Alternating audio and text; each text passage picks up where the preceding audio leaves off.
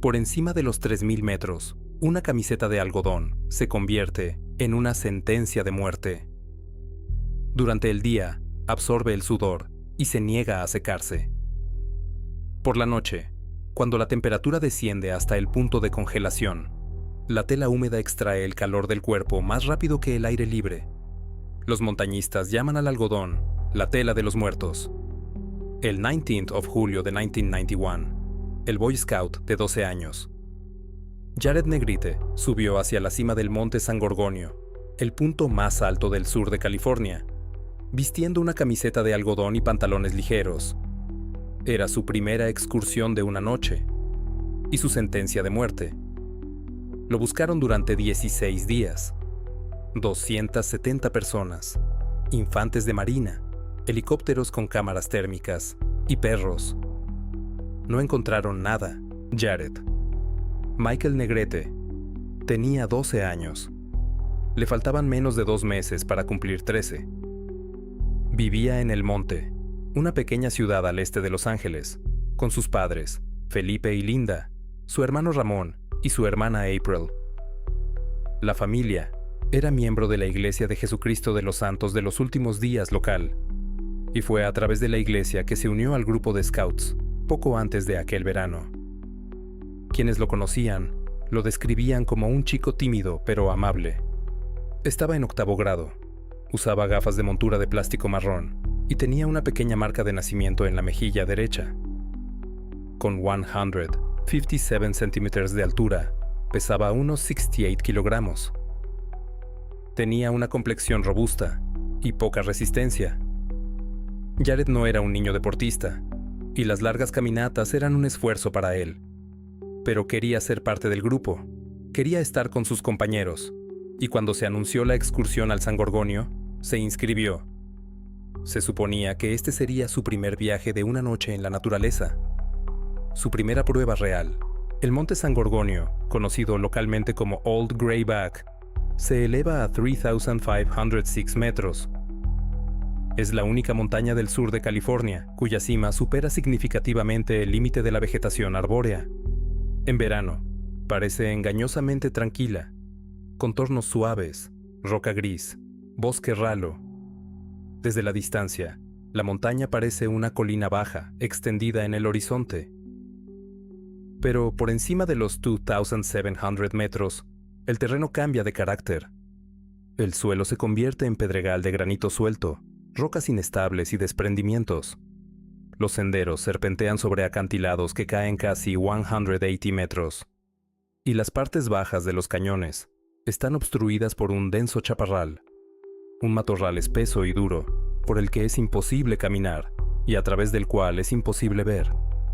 El aire a esta altitud es enrarecido y el cuerpo se cansa significativamente más rápido que en niveles inferiores. El especialista en búsqueda y rescate, Francis Lorson, quien trabajó en la montaña, lo resumió más tarde. Mientras estés en el sendero, no hay problemas, pero en el momento en que te sales de él, podrías ser arrastrado por un desprendimiento de rocas. El 18 de julio de 1991, un grupo de 14 chicos y su líder, el jefe scout Dennis Knight, partieron del campamento Taquitz, en la parte sur de las montañas de San Bernardino. La ruta conducía a la cima a través del sendero Vivian Creek, un viaje de ida y vuelta de unos 29 kilómetros. Al atardecer, el grupo llegó al campamento intermedio en Dry Lake, un lago seco a aproximadamente 1.6 kilómetros al norte de la cima. Aquí, a una altitud de unos 3,000 metros, montaron sus tiendas y pasaron la noche. El aire ya era notablemente enrarecido, y respirar con cada movimiento se volvía ligeramente más difícil de lo habitual. En la mañana del 19 de julio, 6 chicos, incluido Jared, partieron con Knight para conquistar la cima. Las mochilas pesadas, de entre 13 y 18 kilogramos cada una, se quedaron en el campamento. Los chicos solo llevaban agua y comida. Jared tenía una cantimplora azul de 2 litros y una cámara Kodak desechable. Llevaba pantalones de scout verdes, una camiseta de algodón ligera y zapatillas deportivas negras de caña alta Pro Wings. Para un paseo en un parque urbano, esta ropa habría sido más que suficiente. Para una altitud de 3,000 meters, donde la temperatura nocturna cae al punto de congelación, era completamente inadecuada. Por delante, quedaban unos 8 kilómetros de ascenso a lo largo del sendero Sky High, por encima del límite de la vegetación, donde el pedregal de granito crujía bajo los pies y el viento arrastraba polvo fino a través de la cresta expuesta. El grupo se movía rápidamente. Los chicos mayores, según algunos informes, convirtieron el ascenso en una especie de carrera hacia la cima. El ritmo aumentó y Jared comenzó a quedarse atrás. Su complexión robusta, la falta de experiencia y el aire enrarecido jugaban en su contra. Con cada curva del sendero, la distancia entre él y la espalda de los demás crecía. En algún momento, perdió de vista al grupo que iba delante. El sendero serpenteaba en zigzags por la ladera. Los zigzags, secciones en zigzag del camino, permiten ganar altitud gradualmente, sin tener que trepar directamente por la cara empinada. Para un excursionista experimentado, esto es una necesidad obvia. Para un niño de 12 años que se había quedado atrás, cada curva extra parecía una pérdida de tiempo. Jared comenzó a acortarlas, tratando de cerrar la brecha. Se salió del camino trillado y caminó directamente a través de la ladera rocosa, donde la grava se desplazaba bajo sus pies, y no había nada a qué agarrarse en caso de caída. Otros excursionistas en el sendero notaron al chico que se quedaba atrás. Llegaron a la cima y le dijeron al jefe Scout Knight que uno de sus pupilos caminaba muy atrás, solo, y acortando los zigzags. Knight, según todos los testimonios, respondió que recogería a Jared en el camino de regreso. El jefe Scout no había registrado la excursión en la oficina de la organización Scout, lo cual fue una violación del protocolo. No había un segundo líder adulto en el grupo. El sistema de compañeros, donde cada scout es emparejado con un compañero específico y nadie se queda solo, no fue aplicado por el grupo ese día. Alrededor de las 11:30, el grupo llegó al punto planificado de la ruta. Jared no estaba entre ellos. Uno de los chicos mayores regresó por el sendero durante un trecho. No encontró al chico. Para la 1 de la tarde, todo el grupo comenzó a descender, buscando en el área a ambos lados del sendero. A las 2 de la tarde, la desaparición fue reportada al departamento del sheriff del condado de San Bernardino. Mientras el grupo buscaba a Jared en la parte alta, él todavía estaba vivo. A las 6 de la tarde, 4 horas después de que comenzara la búsqueda, un bombero de Santa Ana, un excursionista experimentado que caminaba por el sendero Vivian Creek, vio al chico a una altitud de aproximadamente 3.100 metros. Jared caminaba solo. Parecía cansado y desorientado, y estaba intentando de nuevo acortar los zigzags. El bombero lo detuvo y le advirtió: «No cortes camino, quédate en el sendero. Es peligroso». No se registró en las fuentes exactamente qué respondió Jared, pero el bombero vio ante sí a un niño de 12 años, agotado, con ropa ligera, solo, a una altitud de 3,000 meters. Al caer la tarde, hizo su comentario y siguió caminando. Más tarde, cuando le mostraron una fotografía, identificó a Jared. Ese fue el último avistamiento confirmado de Jared Negrete. Nadie lo volvió a ver jamás. Esa misma tarde, el jefe Scout Knight caminó 19 kilómetros en la oscuridad para llegar al punto de comunicación más cercano y reportar la desaparición. Los guardabosques comenzaron a peinar el área alrededor del sendero, pero alrededor de las 8 de la tarde, la visibilidad disminuyó y la búsqueda tuvo que detenerse hasta el amanecer. La noche descendió sobre el San Gorgonio. La temperatura cayó al punto de congelación. En algún lugar de la ladera, en la oscuridad, a una altitud de 3,000 meters, un niño de 12 años con una camiseta de algodón se quedó solo. Al amanecer del 20 de julio, los helicópteros se elevaron sobre el San Gorgonio. A las 7 de la mañana, la operación de búsqueda y rescate estaba en pleno apogeo. Los guardabosques del Bosque Nacional de San Bernardino fueron los primeros en el sendero, incluso antes de que el sol llegara al fondo de los cañones. Le siguieron los ayudantes del sheriff, patrullas a caballo y voluntarios de los pueblos cercanos. Al mediodía, decenas de personas trabajaban en la montaña. Al final del primer día, su número había superado el centenar. En el monte, a 60 kilómetros al oeste, Felipe y Linda Negrete se enteraron de que su hijo no había regresado del sendero. Llegaron al pie de la montaña y permanecieron allí durante toda la operación. Linda recordó más tarde que, en los primeros días, creía que Jared estaba vivo, que simplemente estaba perdido y esperando ayuda. Había agua en la montaña, la temperatura diurna era tolerable y tenía comida. La esperanza se basaba en estos hechos. Los rescatistas también creían que había una oportunidad. Las autoridades dijeron a la prensa que había suficientes arroyos y manantiales en la montaña y que las temperaturas diurnas permitían sobrevivir varios días sin refugio. El factor clave seguía siendo la noche. A una altitud de 3,000 meters, con una camiseta de algodón, sin saco de dormir y sin fuego, cada noche era una prueba que un adulto sano podría no superar. Con cada día que pasaba, la escala de la búsqueda crecía. Para el 22 de julio, hasta 270 personas se dirigían al San Gorgonio cada día. El departamento del sheriff del condado de San Bernardino coordinaba el trabajo desde un cuartel general en Angelus Oaks, un pequeño pueblo al pie de la montaña.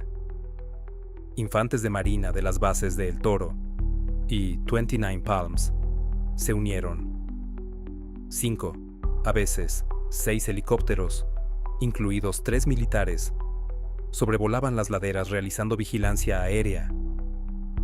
Escáneres infrarrojos y cámaras térmicas, capaces de detectar el calor de un cuerpo vivo a través del dosel arbóreo y el matorral, se instalaron en puntos de gran altitud. Unidades caninas guiaron a perros de búsqueda a lo largo de los senderos y los lechos de los arroyos. La portavoz del departamento del sheriff, Tanya Cahill, dijo a los reporteros en ese momento con bastante franqueza: "No vamos a dejar de buscar. Hay un niño ahí fuera". El área de búsqueda cubría 115 kilómetros cuadrados de terreno montañoso, una superficie comparable a la de una ciudad pequeña. Los rescatistas trabajaban por sectores, peinando cuadrado tras cuadrado. Cada mañana, los turnos salían del cuartel general, subían la ladera y eran asignados a sus áreas designadas. Las patrullas a pie se movían a lo largo de las laderas, alineadas a la distancia de un brazo unas de otras, inspeccionando cada arbusto, cada grieta y cada saliente rocoso. Las patrullas a caballo subían a las crestas, que ofrecían una vista de los cañones de abajo. Los helicópteros descendían sobre las gargantas donde los grupos a pie no podían pasar, y los pilotos escudriñaban los matorrales, buscando una mancha de ropa de color contra el fondo gris y verde. El terreno se resistía. El pedregal de granito suelto se deslizaba bajo los pies, y los rescatistas resbalaban constantemente en las secciones empinadas. Rocas inestables que parecían seguras se movían al primer contacto, provocando cascadas de piedras pequeñas. El chaparral en las partes bajas de los cañones se alzaba como un muro de la altura de una persona, y solo era posible atravesarlo con un machete, lentamente, metro a metro, a ciegas. La lluvia que había caído el día anterior había borrado partes de los senderos y dejado las rocas resbaladizas. Acantilados de hasta 180 metros de profundidad aparecían de repente, al doblar una curva, tras un arbusto o detrás de un saliente rocoso. Durante la operación, los rescatistas sufrieron 44 lesiones, fracturas, esguinces y cortes provocados por desprendimientos de rocas y caídas en el pedregal. La montaña donde buscaban a un niño de 12 años estaba hiriendo a quienes habían venido a salvarlo. Los escáneres infrarrojos, en los que se habían depositado tantas esperanzas, solo detectaron fauna pequeña: ardillas, conejos, lagartijas. Nada más grande. Ningún humano, ningún depredador de gran tamaño. Los perros, guiados por senderos y lechos de arroyos, no pudieron seguir un rastro constante. El rastro se enfriaba en las secciones rocosas, donde no había suelo blando que retuviera las moléculas. Cada día, que comenzaba con esperanza, terminaba de la misma manera. Nada. Los equipos regresaban al cuartel general al anochecer, marcaban en el mapa los cuadrantes rastreados y se iban a descansar. Por la mañana, volvían a salir. El territorio marcado con líneas rojas en los mapas de mando crecía, pero no había resultados. El 26 de julio, una semana después de la desaparición, Linda Negrete dijo a los reporteros: "A veces le pregunto a Dios si debemos seguir teniendo esperanza. He pensado en todo lo que pudo haber pasado, pero tengo fe en Dios y en Jared. Sé que está vivo". A medida que los días se convirtieron en una semana, el área de búsqueda comenzó a reducirse. Primero a unos 57 kilómetros cuadrados, luego a unos 10, a lo largo de la bifurcación sur del río Whitewater, un lecho de arroyo seco que serpenteaba por el fondo del cañón bajo el sendero. La lógica era simple. Si el niño se había resbalado por la ladera, su cuerpo y sus pertenencias deberían haber terminado abajo, cerca del agua. Si había caminado por su cuenta, también se habría dirigido hacia el agua, porque eso es lo que hacen las personas perdidas. En total, durante los 16 días de la operación, más de 2,000 personas participaron en la búsqueda. Durante el rastreo, los rescatistas descubrieron una plantación ilegal de marihuana en una parte remota del cañón, pero no encontraron ni un solo rastro que condujera a Jared Negrete. Los primeros hallazgos aparecieron al tercer día. El 21 de julio, los rescatistas descubrieron huellas de zapatillas a una altitud de aproximadamente 3,000 metros, en la ladera suroeste de la montaña. El patrón de la suela coincidía con las zapatillas Pro Wings que Jared llevaba puestas. Las huellas cruzaban una sección rocosa lejos del sendero principal, dirigiéndose hacia una dirección que no coincidía con ninguna ruta marcada. Luego desaparecieron en terreno firme, donde el granito no conservaba marcas. Los perros no pudieron seguir más allá. Los rastreadores rodearon el punto donde terminaban las huellas, ampliando el radio, pero no encontraron continuación. El 24 de julio, el mismo bombero de Santa Ana que había visto a Jared por última vez, se unió a la búsqueda. Subió la montaña con el equipo de rescate y señaló el lugar exacto del encuentro en el sendero de Vivian Creek, a una altitud de aproximadamente 3,100 meters. Esto dio a los equipos de búsqueda un nuevo punto de partida, una ubicación específica donde el niño estaba definitivamente vivo a las 6 p.m. del 19 de julio. Comenzaron a peinar el área a su alrededor en círculos cada vez más amplios. El 27 de julio, 8 días después de la desaparición, se encontró una cámara Kodak desechable bajo un arbusto fuera del sendero de Vivian Creek. Según diversas fuentes, la cámara estaba a 14 o 60 metros del sendero. Cerca, en el suelo, había envoltorios dispersos de carne seca y bocadillos de frutas. Los envoltorios significaban que el niño se había detenido en ese lugar, comido y, por lo tanto, todavía era capaz de actuar racionalmente. El ayudante del sheriff Bill Lineweaver comentó sobre el hallazgo. Los envoltorios, que el niño probablemente desechó el mismo primer día tras perderse, marcaron la dirección de la búsqueda.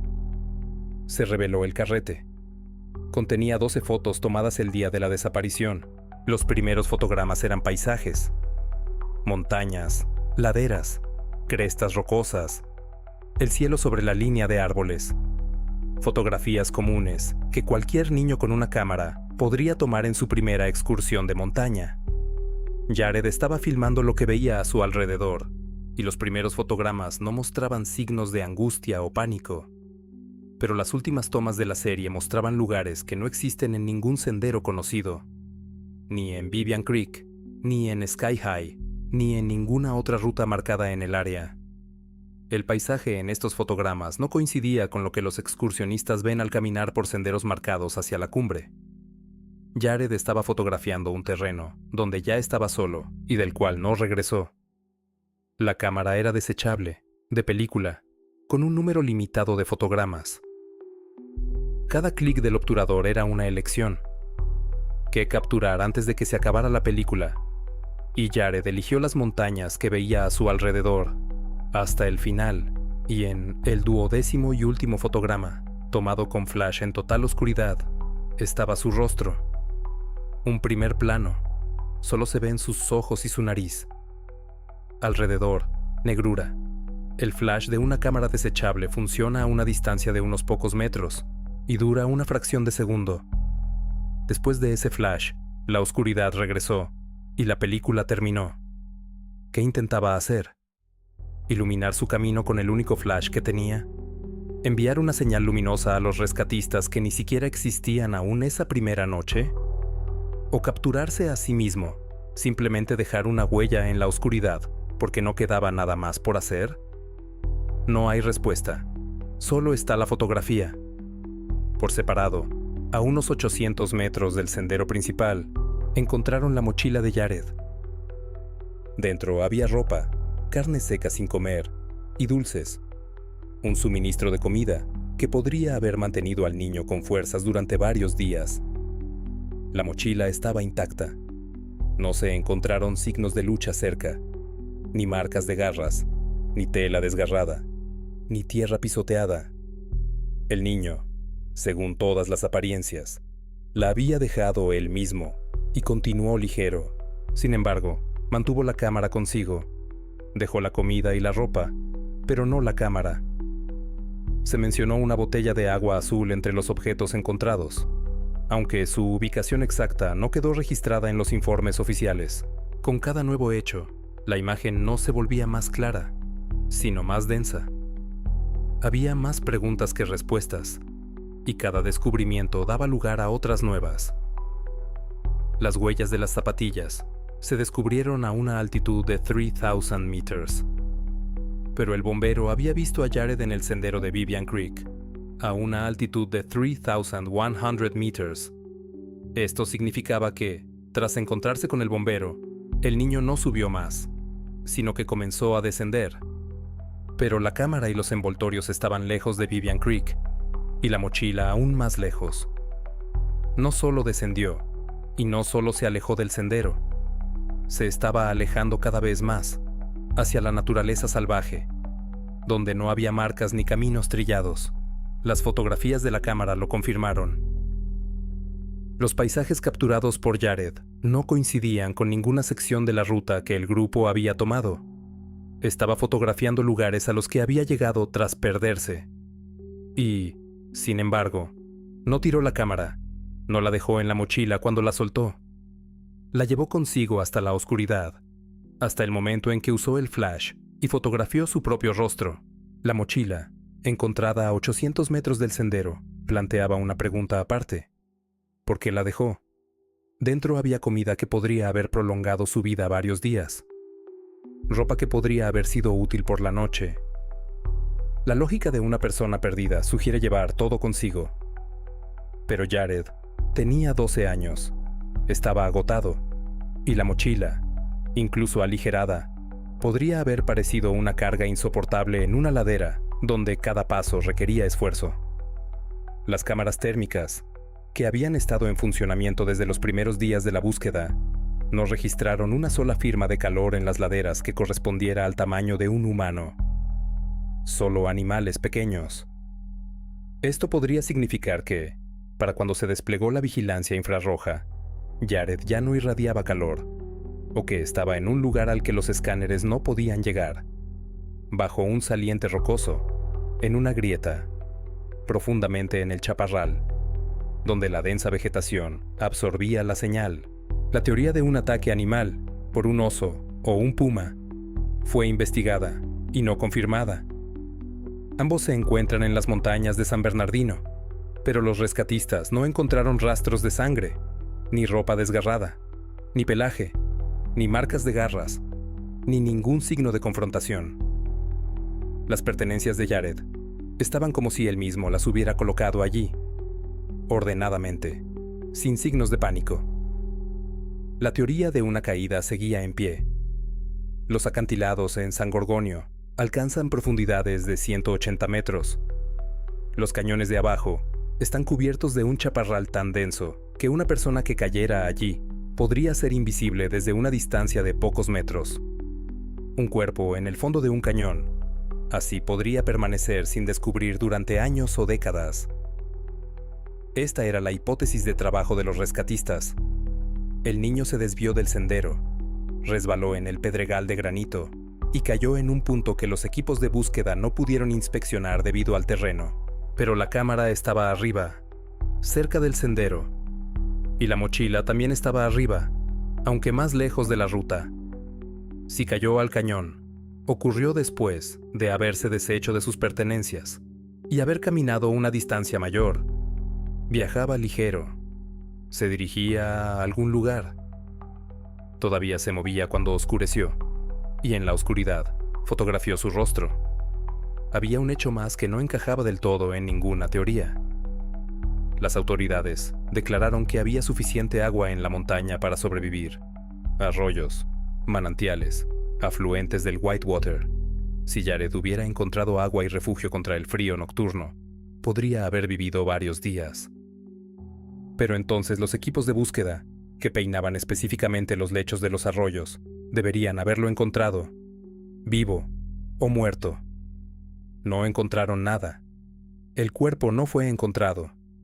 En un área de unos 116 kilómetros cuadrados, peinada por más de 2,000 personas desde el aire y en tierra, con perros y cámaras térmicas, no hubo huesos, ni fragmentos de ropa, ni nada más que pudiera indicar exactamente dónde dejó de moverse Jared Negrete el 4 de agosto de 1991. 16 días después del inicio de la operación a gran escala, las autoridades del condado de San Bernardino anunciaron oficialmente el fin de la búsqueda activa. Las probabilidades de supervivencia fueron calificadas como prácticamente nulas. El niño, con una camiseta de algodón, había pasado 16 noches en la montaña, si es que había logrado sobrevivir a la primera. La decisión fue difícil, pero tenía fundamentos que no podían ignorarse. 44 lesiones entre los rescatistas, tobillos rotos en pedregales, laceraciones por desprendimientos de rocas, esguinces en laderas resbaladizas. La operación se había vuelto demasiado peligrosa para quienes la llevaban a cabo. Un niño de 12 años sin equipo, sin refugio y sin ropa de abrigo, no podría haber sobrevivido a 3,000 metros de altitud durante 16 días. Los rescatistas lo entendían. Los padres, al pie de la montaña, se negaban a creerlo. El cuartel general en Angelus Oaks fue desmantelado. Se retiró el equipo. Los helicópteros se marcharon. Las patrullas a caballo descendieron. Durante unos días más, continuaron las revisiones esporádicas desde el aire y con perros. Pero la operación a gran escala había terminado. El silencio regresó a San Gorgonio y, con él, la vida cotidiana de la montaña. Los turistas, los senderos, el viento en la cresta. El padre de Jared, Felipe Negrete, apeló al gobernador de California y al presidente solicitando la reanudación de la búsqueda. No recibió una respuesta que pudiera cambiar nada. El 7 de septiembre de 1991 se celebró un servicio conmemorativo en el templo mormón de Hacienda Heights. Asistieron unas 500 personas, familiares, amigos de la familia, compañeros de su tropa de scouts y miembros de la iglesia. Permanecieron en un salón donde no había ni ataúd ni urna.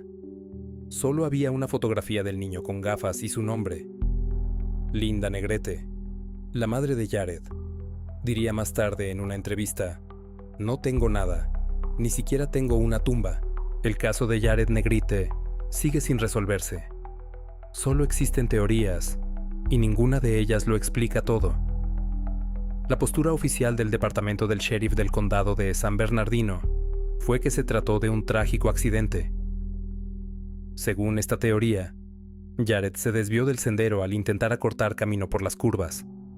Se adentró en la naturaleza y murió de hipotermia o deshidratación. Los hechos que respaldaban esta teoría eran convincentes. El niño no tenía experiencia. Era su primera excursión con pernocta y carecía tanto de condición física como de habilidades de orientación. Llevaba una camiseta de algodón y pantalones ligeros. Ropa inadecuada para pasar la noche a 3,000 metros de altitud, donde las temperaturas caían bajo cero tras la puesta de sol. Estaba solo, sin mapa, sin brújula y sin medios de comunicación. Sus pertenencias fueron encontradas lejos del sendero, lo que confirmaba que, efectivamente, se había salido de la ruta. Una cámara con fotos de lugares que no coincidían con ningún sendero sugería lo mismo. Jared estaba desorientado y se dirigía a un terreno por donde nadie transita. A 3,000 metros de altitud, el cuerpo de un niño de 12 años, agotado tras un día de caminata, habría quemado energía más rápido de lo normal.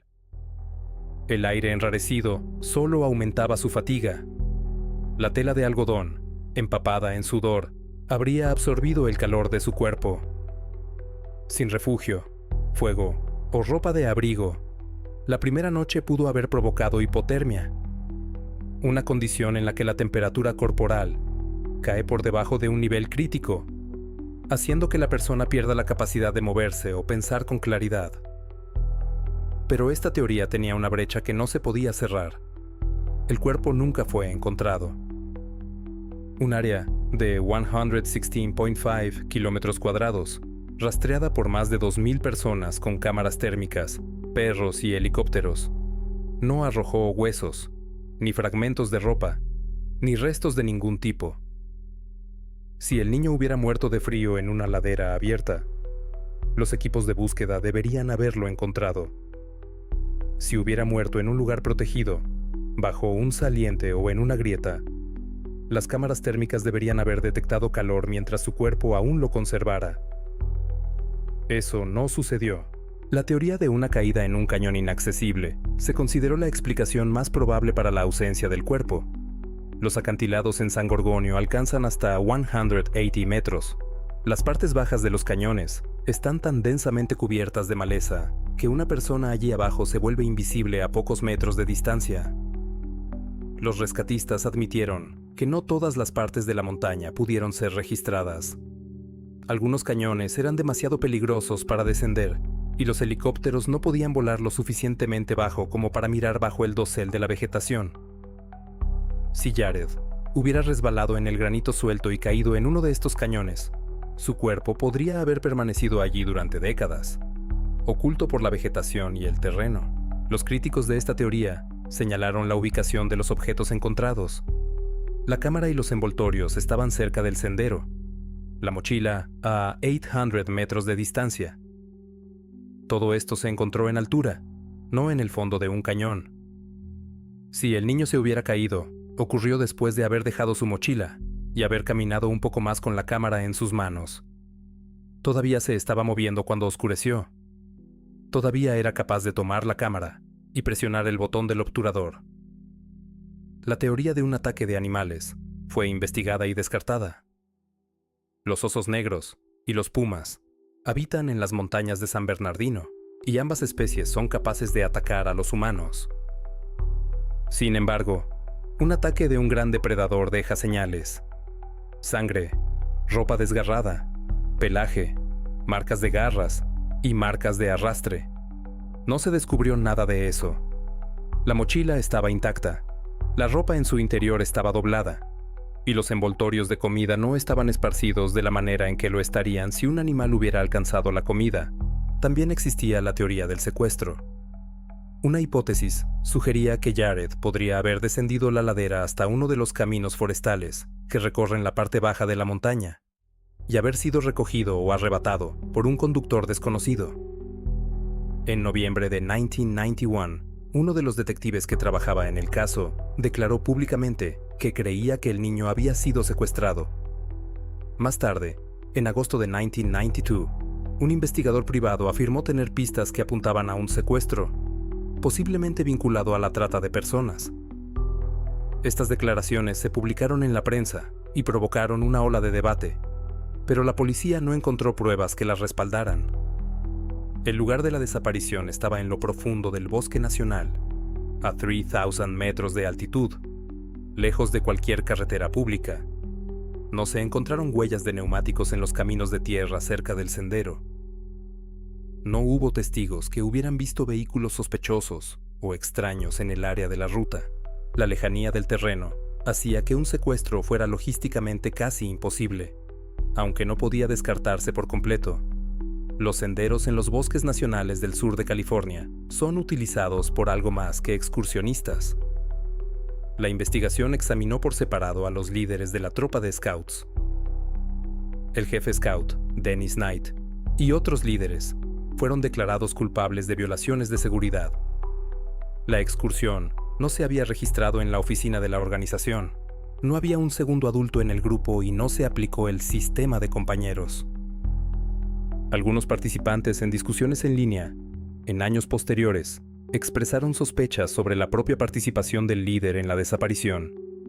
Sin embargo, la policía llevó a cabo una investigación y no encontró intención criminal ni evidencia de daño causado. No se presentaron cargos contra nadie. Los padres de Jared, Felipe y Linda, declararon públicamente que no culpaban al líder de la tropa. Solo querían una cosa: encontrar a su hijo. Cada teoría explicaba algunos de los hechos mientras dejaba a otros sin respuesta.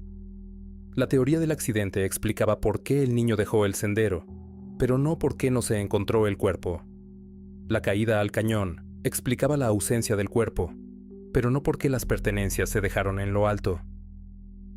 La teoría del secuestro explicaba la ausencia del cuerpo y las pertenencias, pero no cómo un secuestrador pudo haber estado a 3,000 metros de altitud. La teoría del ataque animal no estaba respaldada por nada, y luego estaba el 12º fotograma, el rostro del niño en la oscuridad, capturado con un flash en el último fotograma del carrete. Esta fotografía no confirmó ni refutó ninguna teoría, pero hizo que cada una fuera más difícil de soportar, porque mostraba a un niño vivo, solo, en la oscuridad, en una montaña que no lo dejaría ir. Después de que se cerró la fase activa de la búsqueda, el caso de Jared Negrete fue clasificado como sin resolver. El expediente fue colocado en un estante en los archivos del departamento del sheriff del condado de San Bernardino. Durante un tiempo se realizaron controles periódicos desde el aire, y con perros, pero ya no fue un esfuerzo sistemático. Los periódicos que habían cubierto la desaparición durante julio y principios de agosto pasaron a otros temas. El nombre de Jared desapareció de las portadas, de las transmisiones nocturnas y de las breves notas en las páginas interiores. Para el otoño de 1991, solo lo recordaban aquellos personalmente afectados. El incidente, sin embargo, dejó una marca sistémica. Los Boy Scouts de América llevaron a cabo una investigación interna sobre las circunstancias de la excursión y revisaron las reglas de seguridad para las salidas grupales a la naturaleza. Se introdujo un sistema de compañeros obligatorio, donde cada scout es emparejado con un compañero específico y nadie se queda solo en el sendero bajo ninguna circunstancia. Se introdujo la regla del líder de cierre. Un líder adulto siempre debe caminar al final de la columna para asegurarse de que ningún participante se quede atrás o se pierda de vista. Se endurecieron los requisitos para el número mínimo de adultos en un grupo y el registro obligatorio para cada excursión. En los documentos de capacitación de las tropas de scouts, la desaparición de Jared Negrete todavía se cita como un ejemplo de un error que no debe repetirse. Un niño se perdió, pero las reglas introducidas después de su desaparición, con toda probabilidad, han salvado la vida de otros. El jefe scout, Dennis Knight, no dio entrevistas públicas después de los eventos en San Gorgonio.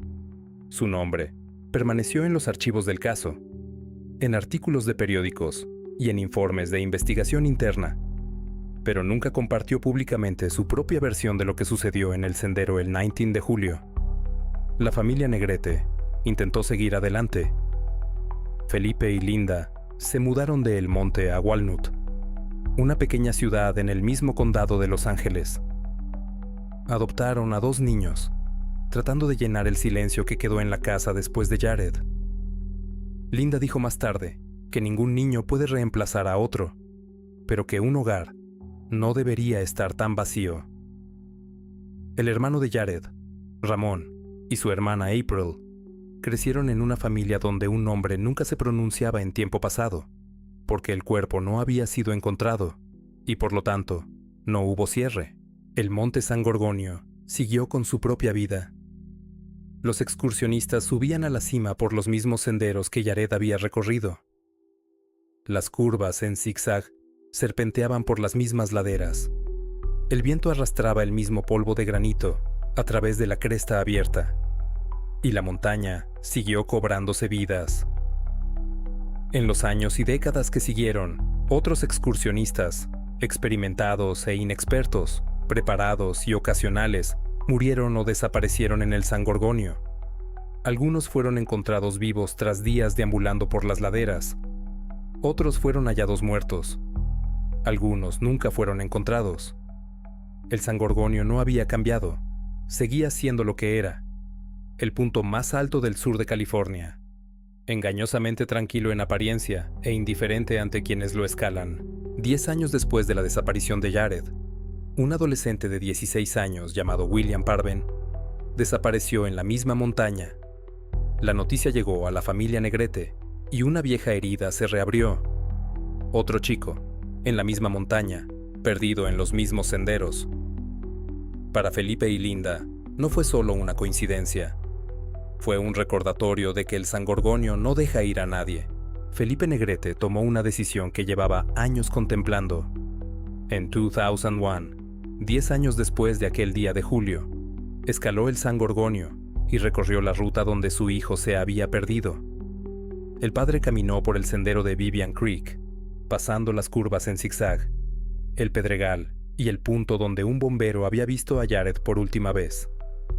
Vio las mismas rocas, el mismo chaparral, el mismo granito gris bajo sus pies.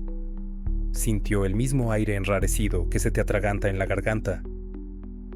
Felipe relató más tarde que sintió la presencia de su hijo en el sendero. No le trajo respuestas, pero le dio algo que nada más podía. Una sensación física del lugar donde Jared estuvo por última vez. Una idea de cómo se ve el mundo cuando tienes 12 años. Estás cansado, estás solo, y el camino solo conduce hacia arriba. Ese mismo año, 2001, Linda Negrete concedió una extensa entrevista a Los Angeles Times para marcar el 10º aniversario de su desaparición. Habló de 10 años sin respuestas, de una esperanza que ni se desvanece ni encuentra confirmación, y de un hogar donde siempre hay un asiento vacío en la mesa. Habló de cómo todavía se pregunta en qué se habría convertido Jared si hubiera crecido. Tendría 22 años. Podría haber terminado la universidad, formado una familia, ser cualquier persona. En cambio, permaneció como un niño de 12 años en una fotografía, para siempre. Han pasado 2 décadas más desde entonces. No han surgido nuevas pruebas, ni huesos, ni fragmentos de ropa, ni objetos que pudieran vincularse a Jared. Detectives aficionados han escalado el San Gorgonio, han recorrido los mismos senderos, han fotografiado el terreno y han comparado sus tomas con los fotogramas de la cámara de Jared. Buscaron coincidencias en el paisaje, tratando de localizar los puntos donde se tomaron sus fotos panorámicas para reconstruir la ruta que siguió tras perderse. Algunos afirmaron haber encontrado vistas similares, pero confirmar una coincidencia resultó imposible. Las laderas del San Gorgonio parecen todas iguales. Granito gris, matorrales, cielo. Nadie encontró nada. La montaña se quedó con lo que tomó. En la década de 2020, la historia de Jared Negrete experimentó una segunda ola de atención. Podcasts de crímenes reales dedicaron episodios individuales al caso. Cold and Missing en 2024, Bedtime Stories en 2025. Aparecieron videos documentales en YouTube, acumulando cientos de miles de visitas. En foros y secciones de comentarios, la gente discutía teorías, analizaba fotografías y trazaba rutas en imágenes de satélite, tratando de entender a dónde pudo haber ido un niño de 12 años con una cámara desechable. El 12º fotograma, un rostro en la oscuridad, se convirtió en una de las imágenes más reconocibles En el género de las desapariciones sin resolver, el caso permanece oficialmente abierto. Jared Negrit figura en la base de datos nacional NamUs como persona desaparecida en riesgo, así como en el registro del Departamento de Justicia de California. Se conservan registros dentales para una posible identificación. El número de teléfono del departamento del sheriff para informar cualquier dato sigue figurando en el expediente del caso. Si Jared estuviera vivo hoy, tendría 47 años. El monte San Gorgonio permanece donde siempre ha estado. 3,506 meters, el punto más alto del sur de California. Piedra gris, bosque ralo y pedregal de granito por encima de la línea de árboles. Los fines de semana, los excursionistas llegan, se ponen sus mochilas y suben por las curvas en zigzag. La mayoría de ellos regresa. El sendero de Vivian Creek todavía conduce a la cima. Serpentea por las mismas laderas, pasando las mismas rocas, sobre los mismos cañones cubiertos de chaparral. En algún lugar de una curva, a una altitud de 3,100 meters, se encuentra el punto que un bombero de Santa Ana señaló a los rescatistas en julio de 1991. Nada marca el lugar. Ni placa, ni señal, ni cruz. Solo rocas, arbustos y el sendero que conduce hacia arriba. Aquí es donde el bombero vio por última vez al chico con gafas, vistiendo una camiseta de algodón, con una cámara en sus manos. El chico caminaba solo y cortando camino a través de las curvas. Le dijeron, «Quédate en el sendero». Él siguió adelante. En los archivos policiales yacen las impresiones reveladas de su cámara, 11 paisajes y un rostro en la oscuridad. 12 fotogramas, 12 pruebas de que Jared Negrit estaba vivo, moviéndose y viendo las montañas a su alrededor en aquel último día. Fotografió lo que vio, y luego cayó la noche, y presionó el botón por última vez. ¿A dónde fue después de que el destello se desvaneciera? Nadie lo sabe.